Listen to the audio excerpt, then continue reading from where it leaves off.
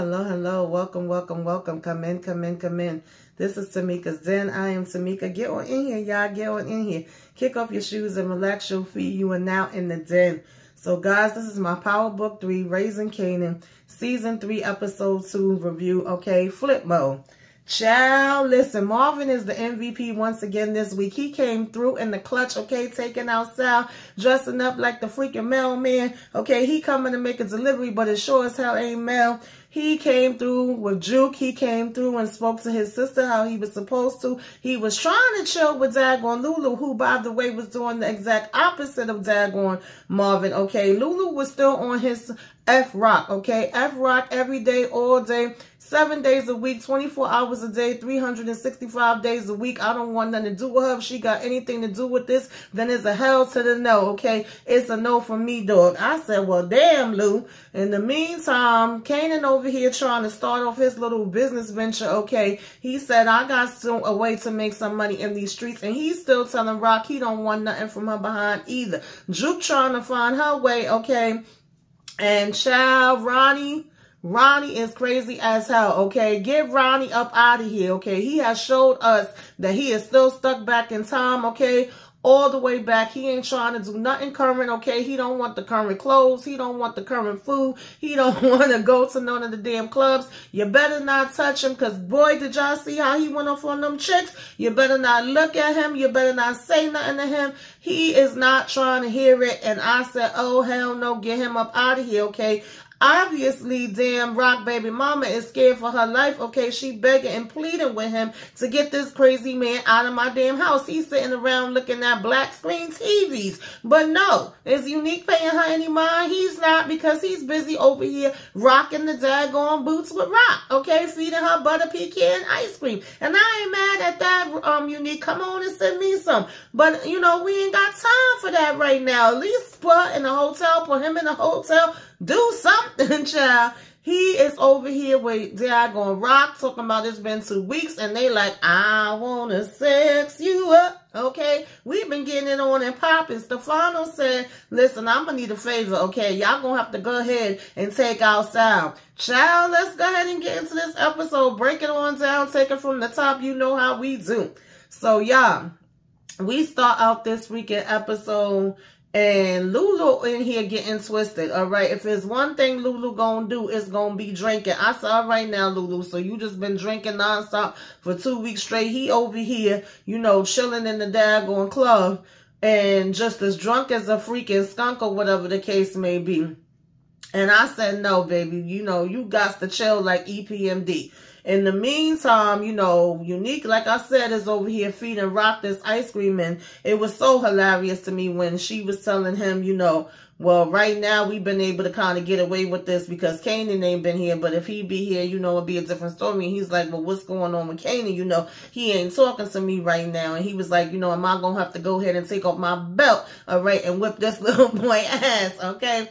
So he don't even get to finish the conversation, because the next thing you know, we got some guys and some ski masks coming in, busting in the doors, okay, waving the fofos. And I said, oh, okay, because I thought Unique was going to be, you know, down with this. That was my thought when we were doing the predictions. But no, this seems to have really took him off guard. He didn't know it was coming. You know, Stefano definitely wasn't familiar with him, because he was asking, who the hell is this dude? So, Unique actually stood 10 toes down. He held it down, okay?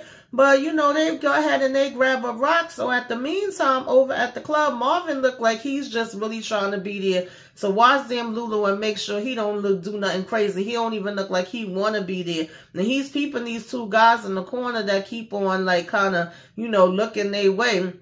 Lulu don't know what the hell going on. He's standing on tables, you know, singing chairs, ordering up mad bottles, and just want to spend up all the daggone money, whatever little money he got left, getting damn drunk, okay, hugging up on both the girls or whatever the case may be, and just saying, you know, it's party time, right? And so I'm like, okay, Lulu, that's all we gonna do with our damn life. We ain't got nothing else going on. He said, yep, Tamika, that's what I'm gonna do. This is where I'm at. You know, chop, chop. Okay, I have enough with the woman, and I need enough with the drinks, and I need enough with every damn thing. Okay, I said, child, Lulu, you a hot damn mess right now. So in the meantime, you know, we see Rock and them being brought in this van, child. Unique all in his damn underwear. You know, she got on her little silk robe or whatever. Okay, my color pink. And they get brung in and the, you know, hoods get taken off their head. And Stefano over here like, who the hell is this dude? Why the hell was he there? You know, Rock telling them like he don't got nothing to do with this, but you know, Unique is basically like, I'm Unique, okay? So he like, Unique, oh, what a name, you know. And then Stefano, of course, a little bit of that racism had to come on popping out, where he over here talking about, yo, these moolies, they always got some crazy names, huh? They always get the unique names, okay? Pun intended, right?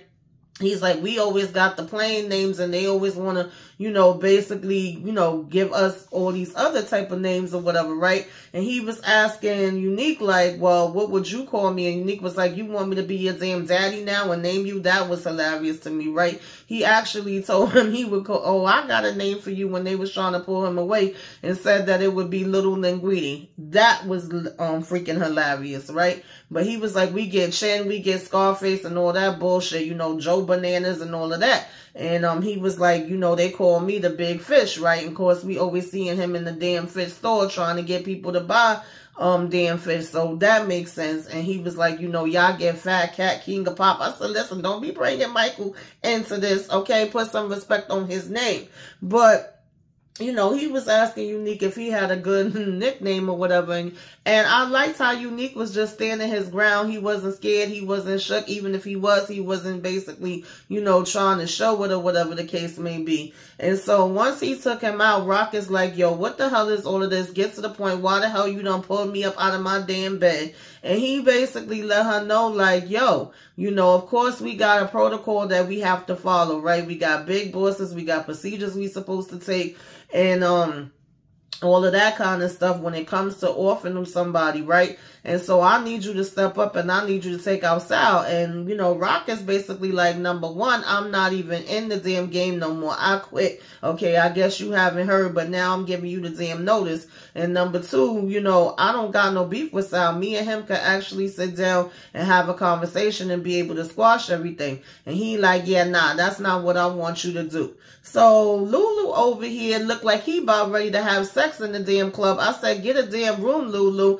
And he actually knocked into the damn guy while he was putting down the glasses. Instead of him saying, I'm sorry, he over here asking the guy, you know, what you doing? And the guy told him, you made a mistake and hit the tray. Like, I'm sorry, sir. He talking about something, you don't know how to deliver the drinks. That's too hard for you, and ready to fight him. Marvin basically had to pull him off and was like, accidents happen. He give the guy some change. And, you know, Lou talking about you over here giving him money for him making mistakes. So he told him, you know, this night needs to be over. We need to get ready to get the hell up on here. The girls done ran off or whatever, right? In the meantime, he keep peeping the guys in the corner. So he's telling Lulu like, yo, you strapped. He over here talking about some, I ain't doing that shit no more. We talking about protecting your asses right now. You not even seeing what the hell is going on. Whereas Marvin done read the damn room. So he told him, you know, hold it down or whatever the case may be. He going to the bathroom for a minute. And sure enough, these two guys come following him in the bathroom. Now, I was thinking that they was probably damn feds, popo, whatever, right? But come to find out, they was actually supposedly looking for some drugs, and they thought that that Marvin and them had drugs on them. And he was like, what, just because I'm black, I look like I got something? Because mind you, Marvin had the hammer ready to go just in case or whatever once they followed him in the bathroom. And they like, oh, I'm sorry. No, you looked a lot like a guy that was here last week trying to give us something. And he was like, oh, so now you're saying I look like every other black guy. You know how Marvin is. He gonna give some comic relief in between. So they like, no, basically apologizing or whatever. And then he was like, well, how much was y'all trying to pay for it? They told him a couple of hundred. So he like, word. He over here talking about, okay, you know, give me a pen. He like, nice pen. And he writes his number down, you know, for them or whatever the case may be, and was telling them to call that number, hit them up next time he may be able to come through for them. So I said, well, Marvin, we just going to automatically believe their story, like that we actually give the right number. What players we doing right now? I was still a little lurky, still a little, you know, suspicious of them. But nonetheless, he go ahead and leave out of there. Now, back with Rack and Stefano, she's saying, you know, listen, me and mines have to be clear. If I do this for you, as far as taking Sal out, this better be it. That's all, folks. Okay, it's a wrap for me, boy. And he was like, my hand to God, okay, from my lips to his ears. You know, if you do go ahead and take care of this problem, you ain't gonna have no more problems out of me. You know, he know the times, the places, okay, the people and the things that Stefano is gonna be around. And so all he needed somebody to show up to that location and be able to take him out. So they go ahead and shake on it. Mind you, he taking her in front of this damn thing that looked like a freaking cremation thing, talking about, you know, how many degrees it is and how well it burns up a damn body. So I said, okay, Stefano, we gonna see what you about. Now it's time for this funeral and Juke is standing outside. I was wondering if they seen her, but I don't think they did. And of course, you know, we got everybody coming up, hugging or whatever, and we got damn Howard getting up here, giving this speech, talking about, you know, how great damn Burke was, how well she was with her job, how hard she went for her job, and the things that she believed in. And even though she used to be a pain in his ass sometime, and, you know, be doing too daggone much where he was concerned, you know, he still had her back, and he think that is because of how hard she went and how much she loved it is why she's kind of here now. And if they would have known, you know, and then been able to show her how much they cared about her, if she could see everybody here now and how much they cared about her, maybe she wouldn't have did what she did. I said, Lord, Howard, you got a damn nerve, okay? So Cap ended up coming up to him and talking to him afterwards and basically just saying, like, you know, I need you to really check and make sure it's not nothing else going on, because ever since the cop that got arrested for, you know, all those wrong arrests or whatever, we getting a lot of heat. We hot as damn, you know, fire right now. And so just make sure that IAD don't find nothing else out. Like if there's any other skeletons in Burke's closet, I'm going to be the first one that you're going to tell about it. And he's like, yeah. Now as he's leaving from there, Adina, Burke's girlfriend, is trying to come up to her father first and talk to him. And he's like, hell to the no, I don't want to hear nothing you got to say. Stay the hell up out of my face. I want nothing to do with you. You know, you and the relationship that my daughter had is probably part of the reason why she not here no more. And she's still trying to talk to him and he not trying to hear it. And then all of a sudden, you got Howard standing there like he did Michael Myers in the cut, giving her the freaking evil dash face. Now, Kanan is peeping these deliveries being made in the building. He following and watching and seeing the guy giving them different directions and these little, you know, papers and saying different addresses to go to. And he's steadily telling, you know, Famous to come on. They got things to do. So when Famous come out the apartment, he like, yo, what's up with this dude? Who is he? He like, I don't know, but it'd be a lot of young kids running in and out. And we find out that that's Palomar apartment, okay? She done up and left, okay? After Rock threatened her ass, she backed up and moved out, and now somebody else is living inside of her apartment. So he's like, you know, I don't know exactly what it is, but they got people coming in and out. So you can see the wheels basically turning in Kanan's head. Now, Marvin come over and talk to Rock or whatever, right? Just to let her know that, you know, he could have a chance to make some money right now. I guess since those guys came up to him in the apartment, he have an idea to go and move some stuff in Manhattan, and he's like, he'll give her a cut. She actually tells him, keep the money for yourself. Don't worry about giving me a cut. Do what you got to do. As long as you don't go back to our old stomping grounds, you know, and as long as you don't bring no heat over there, we good. But I need you to do me a favor. And she tells him the whole situation with Stefano and how, you know, you can't miss. You got to take Sal out. He has to go. And once he does that, then they would be out of this for good, right? I said, okay, let's see how this gonna go. He told her, cool, he got it. Now, you know, we also had Dan Medina try to go up to Captain and talk to Captain, and Captain shut her down too. He was like, whatever you about to say to me, don't bother, keep it to yourself. You know, there's no reasons for us to have any more conversations. Even you just having this conversation could literally basically put us underneath more fire and cause way more complications. And we trying to dead the complications, not make them more. So essentially, let Burke rest in peace. Okay, go home, have a nice day. Okay, have a Coke and a smile. In the meantime, Juke done went and sat over here at the freaking military office, child, trying to join the damn army now. I said, really, Juke? But maybe this is part of the things that lead her to, you know, becoming a police officer one day, right?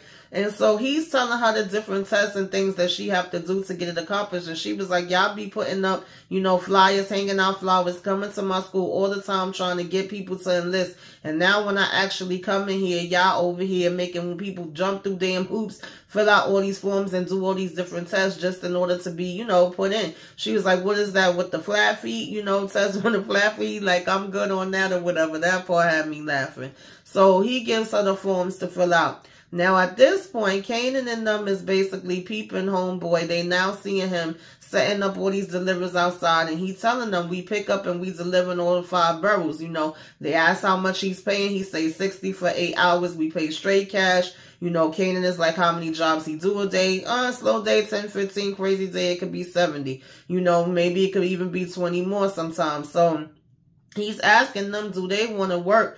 And, you know, how much he makes for a run. And he was like, yo, I'm not here to, you know, answer 20 damn questions. Either you want work or you don't. And Kanan talking about some, nah, man, we good. Thanks, though. We gonna find our way. But then stops again to ask the guy what his name was, you know, whatever again, right? And he says Paul. So he's over here basically saying to, you know, Famous or whatever, because he was like, Paul, word. So he tells him, you know, you always want to know how other people are making their money, even if it's not going to be the same way you making your money. You know, everybody got their hustle and we got to find ours. So obviously, again, the wheels is turning. He's trying to come up with a plan.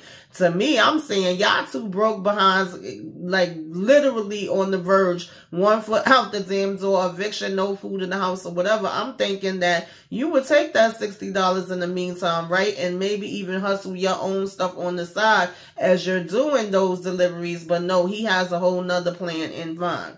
So we get on over to Stefano. He over here at the fireplace. You know, we getting ready for this christening and all of that. And the next thing you know, first, we hearing about what he gonna wear to the ceremony and should you change from this one to that one and how the reception is gonna be. And then you have one of his men come in and be like, the feds is here. And he like, the feds is here. So yeah, the feds is here. Apparently they already know about the hit. They basically telling him that they got this whole, you know, set up an organization together that's looking into these crime bosses. They know what time it is and it's coming all the way from the top. So they know that this is a valid, you know, thing. Is not just something that's floating around that they can basically confirm. And there's a hit on your damn head. They want you up out of here. But if you go ahead and talk to us, then maybe there's a way that we can help you and we can protect you.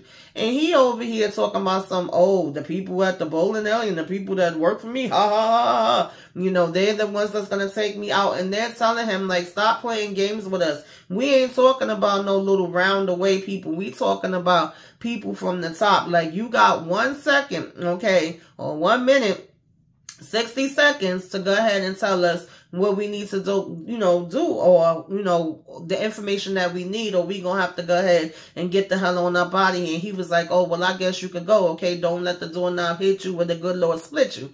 So over at Marvin's, I was so shocked to see that freaking Nicole daddy, I should say, y'all, sorry, I'm just mixing up my words. Nicole daddy done stopped by and they actually are laughing, having a beer, talking. He telling Marvin how it would have blown his socks off, and Marvin like, ooh, I would have liked to seen that. Okay, I ain't never had my socks blown off before. Okay, I can't even imagine what that would be. And he's like ever, you know, I'm so excited at what that might feel like. And Laverne come in and she's confused as hell. Like, what the hell is he doing here? And Marvin talking about some, look who's home. You know, hey, Juke, we got a visitor. Well, hey, Laverne, rather, right? And she like, Mr. Brigham, what the hell are you doing here? And he's like, how are you, Laverne? I'm okay. You know, how you been doing or whatever? And she like, I'm hanging in there. So long story short, basically, he has came through because Marvin was like, why you been keeping this guy from me? And he said, yeah, your father's, you know, so hilarious or whatever. We already friends already. So she was like, you never told me your father was such a crack up. And she like, shit, I never knew myself, okay? So he was like, anyway, I was telling your dad that the reason that I stopped by in the first place was because the opportunity has came up that I thought you might be interested in. You know, I got a golfing buddy that's in the record industry that's actually about to start up a group, and he was talking about this open edition. It's supposed to be a lot of girls there, okay? It could be hundreds, it could be thousands. It's like a red catapult. But I really thought that you would be like one of the best talents to go ahead and, you know, get out there. So I wanted to give you his card. So Laverne was like, yeah, no, I don't sing no more. And Marvin is like, since when? You know? And she was like, something, you know, recently. I'm trying to figure some other things out, right? And he was saying there's no pressure. And she was like, thank you, but no thank you. He was like, come on now. Just still take the card just in case. He was like, if it's one thing I know is that Nicole definitely did believe in you and your voice and thought that you could go really far. That was always something that she really liked about you and stuff like that, right? And thought you had like the best voice in the whole world or whatever, right? And so that was a little sentimental moment. And he was like, you know, if you go, you go. If you don't, you don't. But I at least wanted to come over and, you know, I'll go ahead and leave it here. And he's like, thanks for having me, right? And so she basically was just, you know, so he said he was taking up enough of their time. He was going to get out. He gave, you know, Marvin a handshake and was saying it was a total pleasure.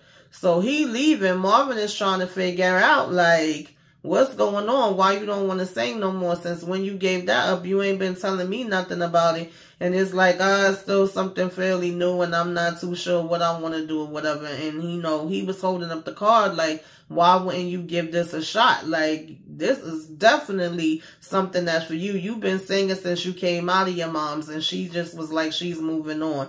And he's like, to what? And she said, you know, she didn't know that part yet. So Marvin know what time it is with that, right? Now, in the meantime, we basically had, you know, Unique behind finally takes his raggedy ass home. I said, Unique, you know I love you, okay? I love you, boo. I love looking at you. I love seeing you. I love hearing you, okay? And all of the things. But he come home and his brother down there ironing up some damn pants. And his girl is telling him like, yo, this dude need to leave our damn house. He is freaking crazy as hell. I'm so nervous and uncomfortable. And, you know, your son went downstairs the other night and he's literally sitting downstairs in front of the TV in the damn dark. And so he was like, oh, it's all good. We good. He's still saying we damn good. And she like, no, we not. The TV was not off. Like, literally was staring at a black screen, child. What part you don't damn understand? And he leaves any freaking way. Now, in the meantime, Kanan come walking out. Rock out here, child. Is that a Mustang? I think she had red one. So he over here. Excuse me, y'all. He over here like, I thought you usually like trucks. She like, nah, it's not for me, it's for you. Okay, you want to take it for a test ride? So he like, I don't even have a license. She like, well, I won't tell if you don't. I said, well, damn, Rock, seriously, you just gonna let it rock like that? Like, not even get him a permit or nothing? I guess, girl, because she busy trying to buy her damn way back into his freaking life. So, mind you, he go, okay, tire screeching, went off in that bitch. I said, okay. So Howard over here at the daggone, you know, precinct, and he's seeing that these feds is up in here. They lurking around. They looking and creeping and watching every which way but up, okay? And he lurking and creeping and watching right back, trying to see what the hell, you know, they're doing in them. And making sure that they don't come up with nothing, because we already know that we got the IAD because of the whole Burke situation, and we got, you know, the feds being involved because of this daggone cop that, you know, basically had arrested these 10, you know, innocent, supposedly, allegedly people. And so Captain go ahead and call him over to the office or whatever, and he was introducing him to another cop, Ogden, that came from, you know, the Queens, and he was like talking about that Italians and, you know, these feds is on it like flies on shit and all of that type of stuff or whatever, right? And so he, you know, he's from the Organized Crime Task Force or whatever. So, you know, basically, of course, Howard is trying to be like, well, anything you need, let me know. I'll be there for you, right? Because we want to get in as much as we can and know what's going to be what or whatever, right? And so he was saying that the whole thing was a pain in his ass and he really didn't want to, you know, be bothered. And Howard was just like, if you needed me to come with the flashlights and give you some help, you know, I definitely will. So that was basically what they had going on there. Now, Kanan and his mom is talking for a minute, and he's like, yo, so you heard about what happened with that cop? Do you really think it was an accident? And she was like, yeah, things happen all the time. You know, sometimes being a cop can really have you stressed out and make you do things like, unfortunately, what she did. And he was like, oh, so they take themselves out like scrap? And she was like, yeah, like scrap, you know? And he was just basically staring at her. But then he was like, you know, the car is cool. It's really nice. I like it and all that. But if I want to ride, girl, okay, I'll buy it myself. And he get out and walk out the damn car. I said, Kanan really trying to stand on it, y'all. He trying to stand on it. He trying to fight it and do what he want to do. And, of course, Rock looking like, damn, what else can I do, right? Now, here come Unique walking into Stefano's place, and he told him, you know, don't grab onto that damn hammer too tight. You know, I'm here to talk with you. So he was like, you know, I'm not expecting you to come walking through my damn door. You know, what's happening, Captain? Okay, sticks and stones may break my bones. And so he's talking about if it ain't unusual himself, you know, so what do I owe this pleasure? That's what he said. And, you know, Stefano says to Unique, and Unique says to him, Mr. Linguini, you know, well, you know, I like this place, you know, and I see you take sleeping with the fishes seriously. He says, you know, how much is these joints right here? What is this called? And he's telling him it's Mandarish. You know, they very pricey, very rare. They're only mate in the sunset, and they all group together on one reef, you know, and then they do this crazy dance or whatever, right? And so it inspires the males to court him, and Unique talking about, sort of like real life, huh?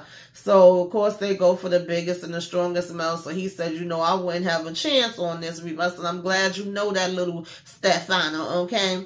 But he was like, you seem like you got the sauce about you. You know, I'm sure you get some of your females how you want to. So he said, well, I see you are like me, where you are very much a conversationalist on land and sea. But what is this really about? What did you come in here for? Because I definitely was not expecting to see you come walking in, especially after, you know, the way that we met or whatever. I'm a little surprised to see you coming through the door.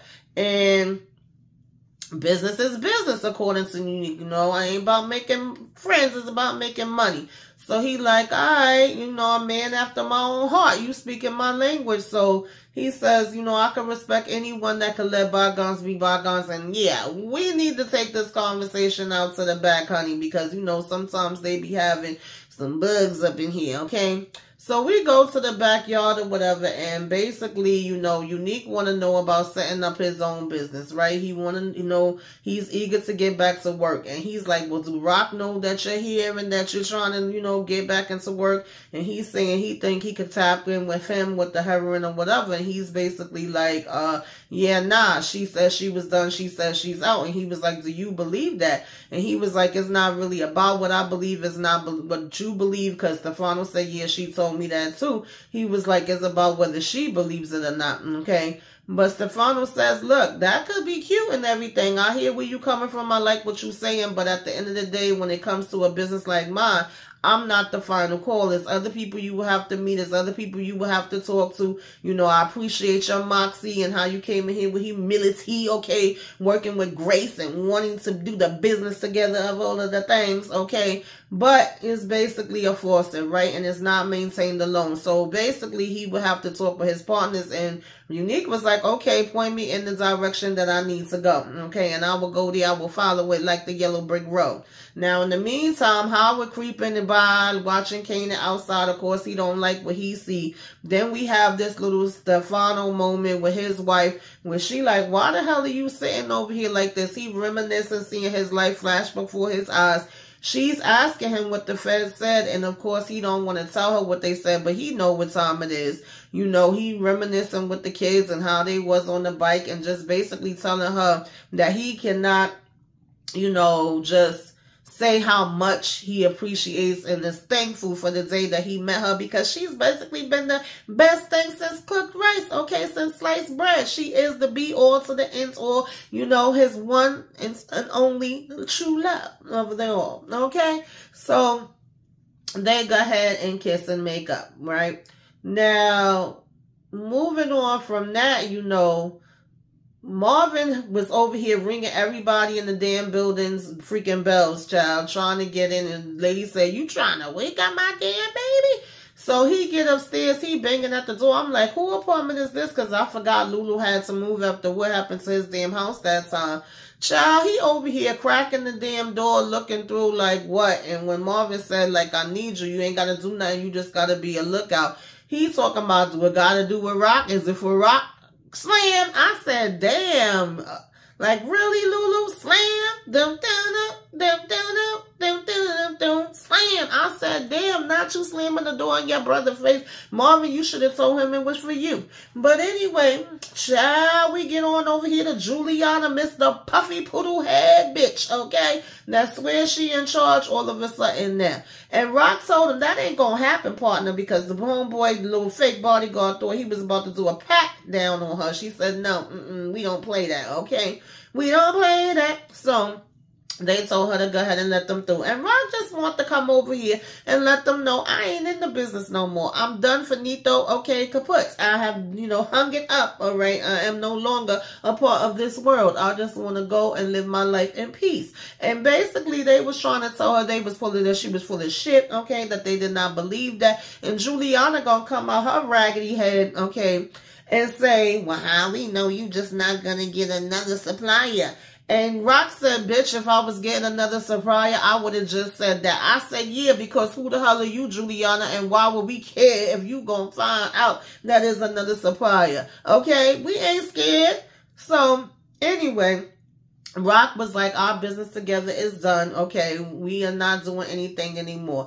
So she was like, I'm just, because she told her, I'm sure as hell ain't scared of you. So here go Juliana talking in Spanish, lies, lies, lies. And he was like, but why would we care if she got a new supplier, if she's out of our here or whatever? There's no point in making an issue of it. Like, that's what her cousin is saying. And she's like, you said yourself that she's dangerous. Baby. Freaking Rock said, ¿Qué? ¿Cómo está? Huh? What happened? Started speaking in Spanish. I know exactly who I'm dealing with, Juliana. Don't forget, bitch. I used to buy Newports from you. I said, let her know, Rock. And let her know, Rock. And let her know, Rock. And then he gonna talk about some, you speak Spanish? Yeah, I sure do. So he said, well, anyway, I wish you luck and success with your business. I said, I'll bet you damn do, okay, as you should. My door is always open and will be happy to serve you if you see you again, if you change your mind. I said, She said, well, when you see me again, it ain't going to be shit to be happy about. Deuces. I said, that's right, Rock. Let him know. So here comes Juliana. We not done with her. And he said, if I were you, I would be done, because you are going to have to be worried about not worried about whether you're done with her, but whether she's done with you. I said, that part, cousin, break it down for her ass, because she got this shit messed up. Now, moving right on along, y'all, we back over here, at the damn club with Unique and his bro this time. We want to get drinks. The bouncer didn't want to let him in. And the way he was looking at that bouncer child, I said, baby, you better run for your life, because he probably be done chopped you up somewhere the way he was looking, right? And we trying to get him in here to get him some drinks. And the girls is touching him. He out, get off of me, get off of me, get off. I said, well, damn. Right? And Unique was like, bro, what the hell is wrong with you? Anybody else, if they've been locked up all this time, they would be happy to be out and they would be trying to spread love the Brooklyn way, okay? And have a party all day. I ain't like these other niggas. I don't want to be up in here. I don't want to do this shit. I said, okay, Ronnie.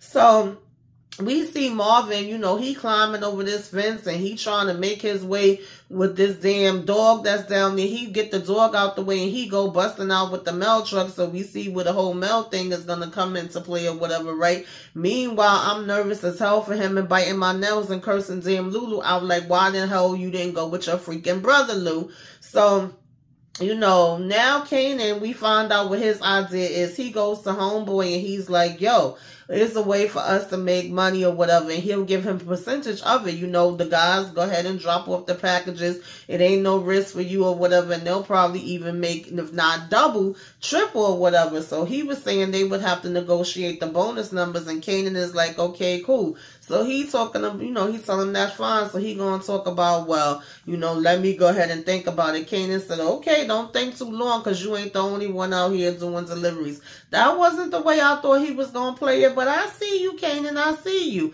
Now, Juke, go ahead and knock at freaking Lulu door. I said Lulu house looked just as bad as damn Famous, if not worse. What the hell is this, Lulu? What are you doing in here? He over here with bottles all around the damn house and all in the cabinet and everywhere, taking drinks every chance he get. And, you know, Juke is telling him what he did to her was trash.